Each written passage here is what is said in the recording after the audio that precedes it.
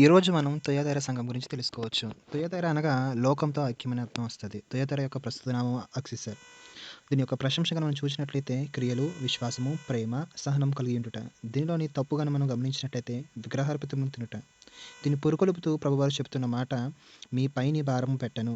దీన్ని హెచ్చరిస్తూ ప్రభువారు చెప్తున్న మాట, మారు మనసు పొందకుంటే శ్రమల పాలు చేస్తానని ప్రభువారు హెచ్చరిస్తున్నారు ఈ సంఘాన్ని. అయితే ఈ హెచ్చరిక ప్రకారం జీవిస్తే దీనికొచ్చే ప్రతిఫలం ఏంటంటే జనులను ఏలుట. పారసిక సామ్రాజ్య పతనానంతరము మహాచక్రవర్తి అలెగ్జాండరు ఒక మాసిదోనియా కోలానికి పట్టణాన్ని స్థాపించాను. ఈ పట్టణము గొప్ప వ్యాపార కేంద్రంగా ఉండేది. తెల్లని నారబట్టలు, ఉన్నితో చేయబడిన వస్త్రాలు మరియు వస్త్రాలకు రంగులు వేయుట, తోలు పరిశ్రమ, మట్టి పాత్రలు, తెల్లని పెంకులు, ఊదా రంగు వస్త్రాలు మొదలైన వ్యాపారాలకు ప్రసిద్ధి చెందింది ఈ పట్టణం. ఊదా రంగు పొడి అమ్మే లూదియా తుయతైర పట్టణస్థురాలే అపోస్తల కార్యం 16వ అధ్యాయం ప్రకారం. ఈమె ద్వారానే ఇక్కడ సంఘం స్థాపించబడిందని కొందరి యొక్క అభిప్రాయం. కాగా అపోస్తలుడైన పౌలు ఎఫెసులో సేవ చేసిన కాలంలో ఈ ప్రాంతంలో సంఘం స్థాపించారని మరికొందరి అభిప్రాయం. అయితే ఏది ఏమైనా ప్రారంభ కాలంలోనే ఇక్కడ సంఘం స్థాపించబడింది. అపోస్తలుల కార్యం 19వ అధ్యాయం 10వ వచనం ప్రకారం. తుయతైర సంఘమునకు ప్రభు తను చేసుకుంటున్న పరిచయం. అగ్ని జ్వాలల వంటి కన్నులు, అపరంజి పోలిన పాదములు గల దేవుని కుమారుడు. అగ్ని జ్వాలల వంటి కన్నులు అనగా సమస్తమును చూచువాడును, గ్రహించువాడును అని అర్థం వస్తది. తన ఎడల యథార్థ హృదయము గలవారిని బలపరచుటకై యెహోవా కనుదృష్టి లోకమంతటా సంచారం చేయించున్నదని 2వ దినవృత్తాంతములు 16వ అధ్యాయం 9వ వచనం మనం చూడగలం. అదేవిధంగా 1 పేతురు 3వ అధ్యాయం 12వ వచనం చూస్తే ప్రభు కనులు నీతిమంతుల మీదను ఆయన చెవులు వారి ప్రార్థనల వైపును ఉన్నవని భక్తుడు రాస్తాడు. దావీదు భక్తుడు అంటాడు కదా, కీర్తనలు రాసిన గ్రంథం 33వ అధ్యాయం 19వ వచనం మనం చూసినట్లయితే, యెహోవా దృష్టి ఆయన యందు భయభక్తులు గల వారి మీదను ఆయన కృప కొరకు కనిపెట్టుకొని వారి మీదను నిలుచుచున్నదని భక్తుడు రాస్తాడు. అపరంజిని పోలిన పాదములు, ఆయన పాదములు కొలిమిలో పుట్టము వేయబడిన మెరుచున్న అపరంజితో సమానమై ఉండెనని ప్రకటన గ్రంథము 1వ అధ్యాయం 15వ వచనం మనం చూస్తాము. అదేవిధంగా రోమా రాసిన పత్రిక 16వ అధ్యాయం 20వ వచనం చూస్తే, అపరంజి పోలిన పాదములు పరిశుద్ధతకు సూచనగా ఉన్నాయి. అపవిత్రమైన నడతలను గద్దించుటకును, శత్రువులను అణిచివేయుటకును ఇది ఒక సూచన. సమాధానకర్తయగు దేవుడు సాతానును మీ కాలి క్రింద శీఘ్రముగా చితక త్రొక్కించునన్న వాగ్దానము ఈ యొక్క లేఖన భాగంలో మనం చదవగలము, చూడగలము.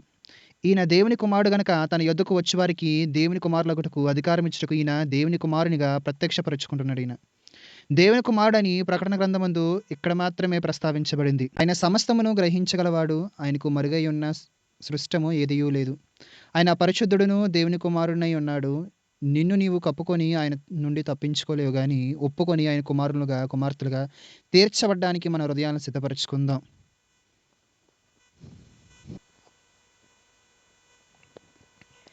దీనిలోని క్రియలు చూసినట్లయితే తుయతైర సంఘ క్రియలు ప్రభు ప్రశంసించే విధంగా ఉన్నాయి. మొదటి క్రియల కంటే కడపటి క్రియలు మరి ఎక్కువగా ఉన్నాయి. ప్రభు మన నుండి కూడా వీటిని ఆశిస్తున్నారు. అయితే రక్షణ లేకుండా మనం చేసే క్రియలు దేవుని దృష్టికి నీతివంతమైనవిగా ఉండవు.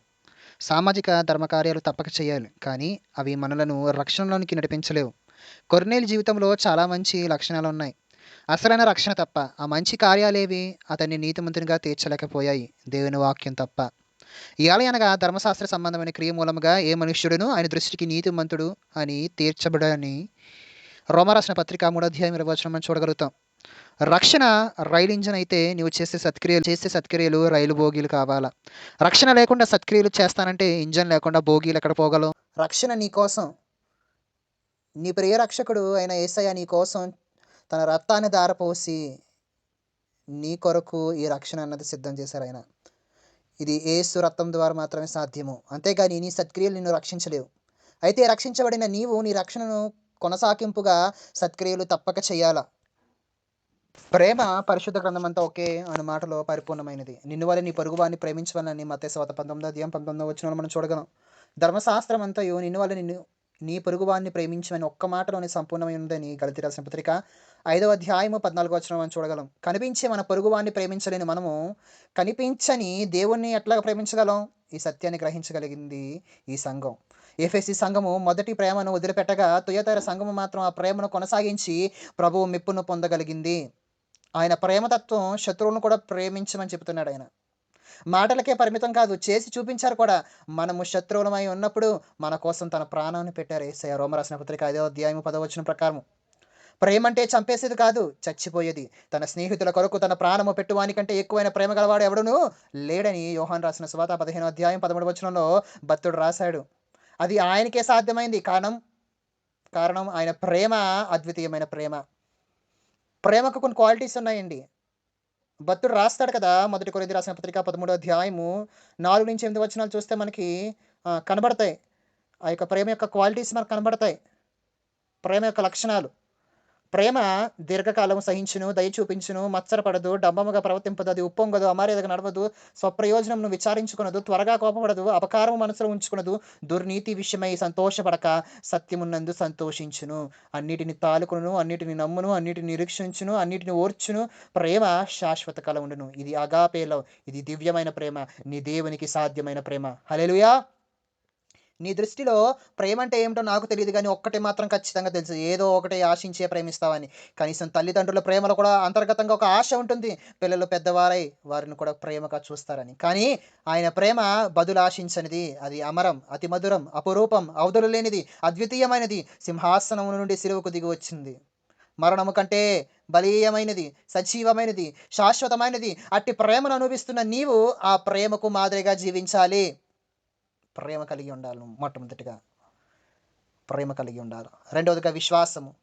విశ్వాసము అంటే నిరీక్షింపబడు వాటి యొక్క నిజ స్వరూపమును అదృశ్యమై ఉన్నట్టుకు రుజువు. హెబ్రీ రాసిన పత్రిక 11 అధ్యాయం 1 వచనం ప్రకారం. విశ్వాసము 2 విషయాలకు సంబంధించింది. దేని కొరకైతే ఆశతో ఎదురు చూస్తున్నామో ఒక దినాన్న చూస్తాననే నమ్మకం. కంటికి కనిపించనిది ఒక దినాన్న ప్రత్యక్షమవుతుందనేది అనే నమ్మకం. విశ్వాసం అంటే చీకటిలోనికి దూకడం కాదు. గాలిలో మేడలు కట్టడం కాదు. దేవుని వాక్కులోని బలమైన రుజువులపై అది నిలిచి ఉంది. నిజమైన విశ్వాసం దేవుని గూర్చి మనుషులు చెప్పే ప్రతి మాటను నమ్మదు. దేవుడు వెల్లడించాడని మనుషులు అనుకునే ప్రతి దాన్ని స్వీకరించదు. పరిశుద్ధ గ్రంథంలో వెల్లడి అయిన సత్యాన్ని అది నమ్ముతుంది. నమ్మిక, విశ్వాసం ఒకటి కాదండోయ్. నమ్మకం కంటే నమ్మడం కంటే విశ్వాసించడం అనేది లోతైన అనుభవం. నమ్మిక అనేది విశ్వాసంలోనికి నడిపించాల. ఇట్టి అనుభవం తుయతర సంఘమునకు ఉంది. విశ్వాసము, నిరీక్షణ, ప్రేమ ఈ 3 అనుభవాలు దేవుని బిడ్డల యందు నిలకడగా ఉండి ఎదుగుచున్నప్పుడు ప్రభు యొక్క సంపూర్ణతకు సమానమైన సంపూర్ణత కలవారంగా మనం కాగలం. తెస్సలోనికయ సంఘమునకు ఈ 3 విషయాలు, ఈ 3 అనుభవాలు వాళ్ళకి ఉండడం మనం చూడగలుగుతాం. విశ్వాసంతో కూడిన మీ పనిని, ప్రేమతో కూడిన మీ ప్రయాసమును మన ప్రభు అయిన యేసుక్రీస్తునందలి నిరీక్షతో కూడిన మీ ఓర్పును మేము మన తండ్రి అయిన దేవుని ఎదుట మానక జ్ఞాపకము చేసుకొనొచ్చు. మా ప్రార్థన యందు మీ విషయమై జ్ఞాపకము చేయొచ్చు. మీ అందరి నిమిత్తము ఎల్లప్పుడూ దేవునికి కృతజ్ఞతాస్తుతులు చెల్లించుచున్నామని భక్తుడు తన పత్రికలో రాస్తాడు. మొదటి తెస్సలోనికి రాసిన పత్రిక 1 అధ్యాయం 3వ వచనంలో. అట్టి అనుభవాలు మన జీవితంలో కలిగి ఉండాలి. మొదటిది ఏమన్నాను? ప్రేమ. రెండవది విశ్వాసం. మూడోది పరిచర్య.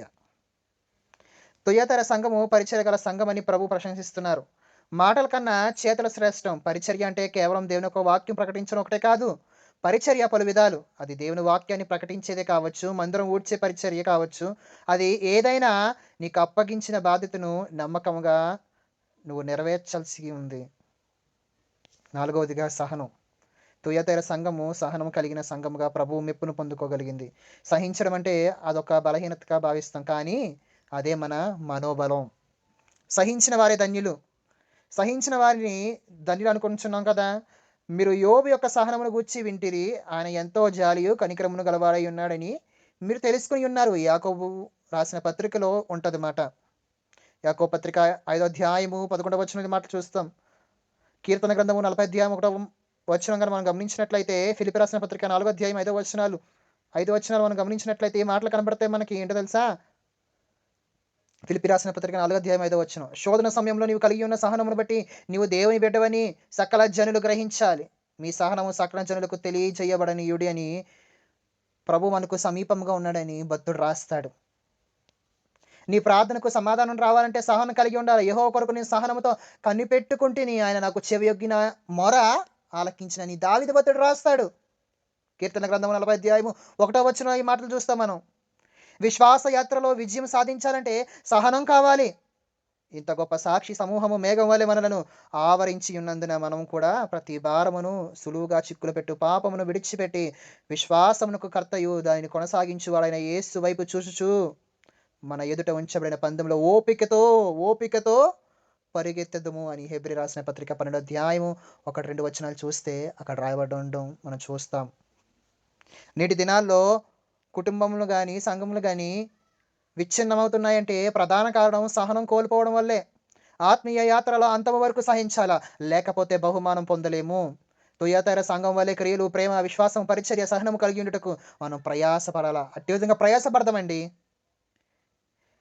నీ మీద తప్పు ఒకటి నేను మోపవలసి ఉన్నది. ఏమనగా తాను ప్రవర్తనని చెప్పుకొనొచ్చు యెజెబెలు అనే స్త్రీని ఉండనిచ్చుచున్నావు. జారత్వము చేయుటకును, విగ్రహములను బలి ఇచ్చిన వాటిని తినుటకు అది నా దాసులకు బోధించుచు వారిని మోసపరుచుచున్నదని ప్రకటన గ్రంథము 2వ అధ్యాయం 20వ వచనంలో మనం చూస్తాము. యెజెబెల్ అనే స్త్రీ తన బోధలను ఉండనిచ్చుట. ఈమె పాత నిబంధన కాలమందు గల ఆహాబు భార్య అనే యెజెబెలునకు సూచనగా ఉంది. యెజెబెల్ అనే పేరుకు శీలవతి అని అర్థం. కానీ తన పేరుకు జీవితానికి ఎక్కడ పొంతన లేదు. ఈమె ఒక దుర్మార్గపు రాణి. యెజెబెలు ఎవరు? సీదోనీయుల యొక్క రాజకుమార్తె. మొదటి రాజుల గ్రంథము 16వ అధ్యాయము. యెజెబెల్ యొక్క క్యారెక్టరిస్టిక్స్ కానీ మనం చూసినట్లయితే, మొట్టమొదటిగా దేవతల ప్రవర్తనలను పోషించేది. రెండవదిగా పగ తీర్చుకునే స్వభావం కలది. మూడవదిగా హంతకురాలు. నాలుగవదిగా జారత్వము, చెలంగతనము ఎక్కువగా ప్రోత్సహించేది. రెండవ రాజుల గ్రంథము 9వ అధ్యాయం 22వ వచనంలో మీరు ఇది అంతా చూడగలరు. ఐదవదిగా ఈమె గర్విష్ఠురాలు. రెండవ రాజుల గ్రంథము 9వ అధ్యాయము 30వ వచనం 31వ వచనం మీరు చూస్తే ఈ మాటలు కనబడతాయి. ఈ స్వభావం కనబడుతుంది. భర్తను కీడుకు ఎక్కువగా ప్రేరేపించేది. మొదటి రాజులు 21వ అధ్యాయం 25వ వచనం మీరు చూస్తారు.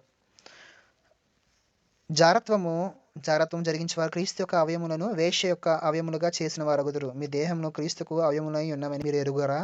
నేను క్రీస్తు యొక్క అవయములను తీసుకొని వేశ్య యొక్క అవయములుగా చేయుదనా? అది ఎంత మాత్రం తగదు. జారత్వము విసర్జించాల. విగ్రహములకు అర్పించిన వాటిని, రక్తమును, గొంతు పిసికి చంపిన దానిని, జారత్వమును విసర్జించవాలని అపోస్తులు కార్యములు 15వ అధ్యాయం 28వ వచనం మనం చూస్తాం. విగ్రహార్పితమును తినడం వలన మనస్సాక్షి అపవిత్రత అవుతుంది. కొరింథీ రాసిన పత్రిక 4వ అధ్యాయము 8 నుంచి 12వ వచనాలు మీరు చూస్తే కనబడుతుంది. లోకము నుండి ప్రత్యేకింపబడిన నీవు ప్రత్యేకంగానే జీవించాలా. అవిశ్వాసులతో సంబంధం అత్యంత ప్రమాదం. అట్లని వారితో మాట్లాడకూడదని కాదు. దేవునికి వ్యతిరేకమైన కార్యకలాపాలలో వారితో పాలుపంపులు వద్దు. అవిశ్వాసులతో సాంగత్యం నీ జీవితానికి క్షేమకరం కాదు. సరిచేసుకొని ఆయనకి ఇష్టమైన జీవితాన్ని జీవిద్దాం. అట్టి కృపాధన్యత దేవుడు మనకు అనుగ్రహించును గాక. ఆమేన్, ఆమేన్. ఈ తుయతైర సంఘం గురించి ప్రభువారు ఈ సంఘమునకు హెచ్చరిక జారీ చేస్తూ ఈ విధంగా మాట్లాడుతున్నారు. మారు మనసు పొందుటకు నేను సమయం ఇచ్చాను కానీ జారత్వమును విడిచిపెట్టి మారు మనసు పొందలేదని ప్రభువారు చెబుతున్నారు ఈ సంఘం గురించి. యెజెబెల్ ఒక అవలక్షణాల పుట్ట. ఆమె పేరుకు శీలావతి అని కాకుండా పెంటకుప్ప అనే మరో అర్థం కూడా ఉంది.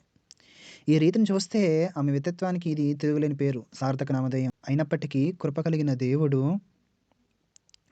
ఆమె మారు మనసు పొందడానికి సమయం ఇచ్చినప్పటికీ అది మారు మనసు పొందలేదు. కావున ప్రభువు తన తీర్పును ఈ విధంగా వెల్లడి చేయుచున్నారు. ఇదిగో నేను దాన్ని మంచం పట్టించి దానితో కూడా వ్యభిచరించువారు దాని క్రియల విషయం మారు మనసు పొందితేనే గాని వారి బహుశ్రమల పాలు చేతును. దాని పిల్లలను నిశ్చయముగా చంపెదను. దానితో వ్యభిచరించిన వారు దాని పిల్లలు అనగా యెజెబెలు బోధన అనుసరించేవారు నడిచేవారు అని అర్థం వస్తుంది. మన జీవితాల్లో కూడా ప్రభు మారు మనసు పొందడానికి లెక్కలేని అవకాశాలు ఇచ్చినప్పటికీ ఆయన కృపను నిర్లక్ష్యం చేసిన సందర్భాలు ఎన్నో ఉన్నాయి. ఆయన కృపామయుడు కదా, తప్పక కృప చూపుతాడు. సిలువలో దొంగవలే ఒక చిన్న మాటతో పరలోకం చేరిపోవచ్చు అంటూ వ్యర్థమైన ఆలోచనలతో ఆయన కృపను చులకనగా చేసే ప్రయత్నం చేయొద్దు. ఆయన అనుగ్రహము, సహనము, దీర్ఘశాంతము మారు మనసు పొందుటకు నిన్ను ప్రేరేపిస్తుంది. గ్రహించుకుంటే దేవుని ఉగ్రత నుండి నువ్వు తప్పించుకోలేవు. మారు మనసు పొందుటకు నిన్ను ప్రేరేపిస్తుంది ఆయన కృప. గ్రహించకపోతే దేవుని యొక్క ఉగ్రత నుండి నువ్వు తప్పించుకోలేవు. దేవుని అనుగ్రహము మారు మనసు పొందుటకు నిన్ను ప్రేరేపించున్నదని ఎరుగక ఆయన అనుగ్రహ ఐశ్వర్యమును, సహనమును, దీర్ఘశాంతమును తృణీకరించుదువా? నీ కాఠిన్యమును మార్పు పొందని నీ హృదయమును అనుసరించి ఉగ్రత దినమందు అనగా దేవుని న్యాయమైన తీర్పు బయలుపరచబడు దినమందు నీకు నీవే ఉగ్రతను సమకూర్చుకొనుచున్నావు. రోమరాసిన పత్రిక 2వ అధ్యాయం 4వ వచనం 5వ వచనాలు చూస్తే మీకు కనబడుతుంది. అందరూ మారు మనసు పొందవాలని కోరుచు మీ ఎడల దీర్ఘశాంతము గలవాడై ఉన్నాడని 2వ పేతురు రాసిన పత్రిక 3వ అధ్యాయం 9వ వచనంలో భక్తుడు రాస్తాడు. ఇటీవల కాలంలో ప్రపంచ ప్రఖ్యాతిగాంచిన దైవజనుడు బెన్ హిమ్ గారు ఆయనకు కలిగిన అనుభవాన్ని గురించి విన్నాం. ప్రపంచంలో అనేకులను ప్రభువు చెంతకు నడిపించిన వాడే పరలోక ద్వారం దగ్గరకు వెళ్ళేసరికి ప్రవేశానికి అనుమతి లేకుండా పోయిందంట. అయితే ఆయనకు మరొక అవకాశం ఇవ్వబడింది. కానీ మనకు అట్లాంటి అవకాశం ఇవ్వబడదు. నీవు భాషలు మాట్లాడొచ్చు, ఉపవాసాలు చేయొచ్చు, ప్రసంగాలు చేయొచ్చు, పాటలు పాడొచ్చు. అయితే పరలోకంలో ప్రవేశించకుండా నిన్ను అడ్డగించేది నీలో ఏముందో, ఏ విషయంలో మారుమనసు పొందాల్సి ఉందో పరిశీలన చేసుకో. నాలో పాపం లేదు, నేను పాపం చెయ్యను, నేను పరిశుద్ధుడినే అంటూ నీకు నీవే మోసం చేసుకునే ప్రయత్నం మాత్రం చేయొద్దు. దేవుడు నీకు మరొక అవకాశం ఇస్తుండగా మారుమనసు పొందు. ఆయన అనుగ్రహమును, సహనమును, దీర్ఘశాంతమును నిర్లక్ష్యం మాత్రం చెయ్యొద్దమ్మా. నిర్లక్ష్యం మాత్రం చేయొద్దు నాన్నా. ఎందుకంటే హృదయములను పరీక్షించేవాడాయన. ఈ లోకంలో నటించడంలో మనకు మనమే సాటి. ఈ లోకమంతా ఎంత నటించినా, ఎంతమంది మోసం చేయగలిగినా దేవుని చేతిలో మాత్రం అడ్డంగా దొరికిపోతావు. నీకు తలంపు పుట్టకముందే అది దేవునికి తెలుసు నీ మనసులో ఏముందో. నీ భార్యకి గాని, నీ భర్తకు గాని, నీ యొక్క చివరకు నీ ప్రాణ స్నేహితుడు అని చెప్పుకుంటున్న వానికి గాని తెలియకపోవచ్చు. అయితే నీ యొక్క హృదయములను ఓదించి పరీక్షించగలిగిన దేవుడి నుండి తప్పించుకోలేవనే గ్రహింపులోనికి నీవు రావాలా. మనుషుల పైవేషము లక్ష్య పెడతారు గానీ ప్రభు అంతరంగమును లక్ష్యపెట్టువాడు. అట్లా అని పైవేషము లక్ష్య పెట్టడని నీకు నచ్చినట్టుగా అలంకరించుకోవడానికి లేదు. ఇతరులను పాపమునకు ప్రేరేపించే వస్త్రధారణ గాని, అలంకరణ గాని అస్సలు వద్దు. ఇలాంటివి వదిలేసుకోండి. దేవుడు పై వేషాన్ని చూడడు. దేవుడు పై వేషాన్ని చూడడు. ఎట్లా అయినా ఉండొచ్చు అనేది దుర్బోధ. ఈ విషయంలో జాగ్రత్త. నీ డ్రెస్సింగ్ చూస్తేనే అర్థం కావాలి నీవు దేవుని బిడ్డవని. అయితే యెహోవా సమూయేలుతో ఇలాగు సెలవిచ్చెను, అతని రూపమును, అతని ఎత్తును లక్ష్యపెట్టకము. మనుషులు లక్ష్యపెట్టు వాటిని యెహోవా లక్ష్యపెట్టడు. మొదటి సమూయేలు 16:17 చూస్తాం. అంతరింద్రియములను కలుగజేసిన వాడు దేవుడే. నా అంతరింద్రియములను నీవు కలుగజేసితివి, నా తల్లి గర్భమందు నన్ను నిర్మించిన వాడు నీవే అని భక్తుడు రాస్తాడు. అంతరింద్రియములను పరీక్షించగలిగిన దేవుడే ఒక ప్రవర్తనను బట్టి వాని క్రియలను ఫలమును చొప్పున ప్రతీకారం చేయుటకు యెహోవాను నేను హృదయములను పరిశోధించువాడనని, అంతరింద్రియములను పరీక్షించువాడనని ఇర్మీయా గ్రంథంలో దేవుడు వాగ్దానం రాసి ఉంచాడు. రాజైన దావీదు, ప్రవక్త అయిన ఇర్మీయా కూడా అంతరేంద్రియములను పరిశోధించువాడవు నీవు అంటూ ప్రార్థిస్తున్నారు. హృదయములను, అంతరేంద్రియములను పరిశీలించు నీతిగల దేవా అని దావీదు భక్తుడు 7వ అధ్యాయము 9వ వచనం రాస్తాడు కదా. యెహోవా నన్ను పరిశీలించుము, నన్ను పరీక్షించుము, నా అంతరేంద్రియములను, నా హృదయములను పరిశోధించమని 26:2వ వచనం కూడా దావీదు భక్తుడు రాస్తాడు. సైన్యములకు అధిపతియగు యెహోవా, నీతిమంతులను పరిశోధించువాడవు నీవే, అంతరేంద్రియములను, హృదయములను చూచువాడవును నీవే. నా వ్యాజ్యమును నీకు అప్పగించుచున్నాను, నీవు వారికి చెయ్యు ప్రతిదండన నేను చూతునుగాక. ఇర్మీయా గ్రంథము 20 అధ్యాయం 12వ వచనంలో భక్తుడు రాస్తాడు ఈ మాటలు. ఆయన అంతరేంద్రియములను గ్రహించగలవాడని సంగములను నీవు గ్రహించగలగాల. ఆయన అంతరేంద్రియములను గ్రహించగలవాడని గ్రహించగలిగితే ఆ తలంపు నీవు రహస్య పాపమును కొనసాగిస్తున్నప్పుడు నీకు భయం పుట్టించి దాని నుండి దూరం చేస్తుంది. తద్వారా నీ జీవితం సరిచేయబడుతుంది. మీలో ప్రతి వానికి వాని క్రియలు చొప్పున ప్రతిఫలం ఇచ్చేదని ప్రభు చెప్తున్నారు. ఆయన ప్రతి వానికి వాని క్రియలు చొప్పున ప్రతిఫలం ఇచ్చును.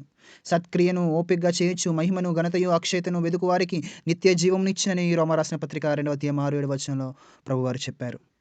చెడ్డ క్రియలకు నిత్య మరణము, సత్క్రియలకు నిత్య జీవము కాబట్టి మారు మనసు పొంది సత్క్రియలను చేస్తూ ఆ నిత్య రాజ్యంలో ప్రవేశించాలి మనం. ఆ రీతిగా మన జీవితాన్ని సిద్ధపరచుకోవాలి. అయితే తుయతైరలో కడమవారైన మీతో అనగా ఈ బోధన అంగీకరింపక సాతాను యొక్క గూఢమైన సంగతులను ఎరుగమని చెప్పుకుని వారందరితో నేను చెప్పుచున్నదేమనగా మీ పైని మరి ఏ భారమును పెట్టను. నేను వచ్చే వరకు మీకు కలిగి ఉన్న దానిని గట్టిగా పట్టుకునుడి. నేను నా తండ్రి వలన అధికారం పొందినట్టు జయించుచు అంతము వరకు నా క్రియలు జాగ్రత్తగా చేయడానికి జనుల మీద అధికారం ఇచ్చెదను. అతడు ఇనుప దండముతో వారిని ఏలును, వారు కుమ్మరి వాని పాత్ర వలె పగలగొట్టబడుదురు, మరియు అతనికి వేకువ చొక్కనిచ్చెదను. సంఘములతో ఆత్మ చెప్పుచున్న మాట చెవిగలవాడు వినుగాక. ప్రకటన గ్రంథము 2వ అధ్యాయము 24వ వచనము 29 వచనాల నుంచి. క్రియలు, ప్రేమ, విశ్వాసము, పరిచర్య, సహనము కలిగి ఉన్న తుయతర సంఘంలో హెజబేలు తన బోధల చేత అనేకులను మోసపరిచింది. జారత్వం చేయడానికి, విగ్రహార్పితం తినడానికి ప్రేరేపించి వారి విశ్వాసం నుండి తొలగించింది. అయితే కొందరు హెజబేలు యొక్క బోధనను అంగీకరింపక సాతాను కార్యకలాపాలలో పాల్గొనిన వారు కాదు. అట్లా శేషించిన వారికి ప్రభువు సెలవిచ్చింది ఏమనగా, మీ పైని మరి ఏ భారం పెట్టను. నేను వచ్చే వరకు మీకు కలిగి ఉన్నదాన్ని గట్టిగా పట్టుకునుడి. శేషించిన సంఘముపై ఎట్లాంటి భారాన్ని ప్రభు పెట్టడం లేదు.